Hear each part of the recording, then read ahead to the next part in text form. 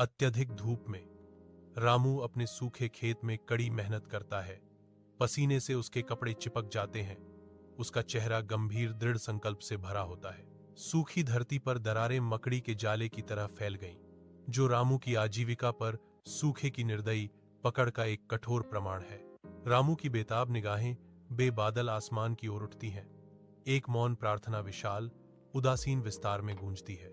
चिलचिलाती धूप में रामू निर्माण स्थल पर भारी पत्थर उठाता है।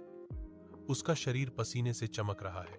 थकान उसके चेहरे पर गहरी लकीरें उकेरती है, जो उसके परिवार के लिए प्रदान करने के लिए उसके अथक परिश्रम की एक स्पष्ट याद दिलाती है।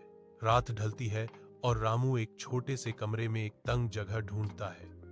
अन्य थके हुए मजदूरों के साथ सन्नाटे को साझा करता है। जीवनदायिनी वर्षा के तहत रामू अपने खेत में बीज बोता है।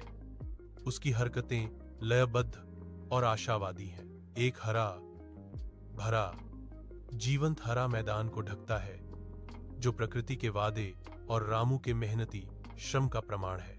रामू अपनी पत्नी और बच्चों के साथ मुस्कान और श्रम साझा करता है। साथ मिलकर वे आत्मनिर्भरता के भविष्य की ओर काम करते हैं। अत्यधिक धूप में रामू अपने सूखे खेत में कड़ी मेहनत करता है। पसीने से उसके कपड़े चिपक जाते हैं।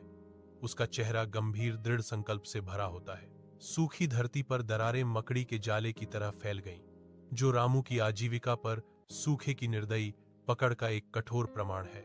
रामू की बेताब निगाहें बेबादल आसमान की ओर उठती हैं। एक मौन प्रार्थना विशाल उदासीन विस्तार में गूंजती है। चिलचिलाती धूप में रामू निर्माण स्थल पर भारी पत्थर उठाता है। उसका शरीर पसीने से चमक रहा है।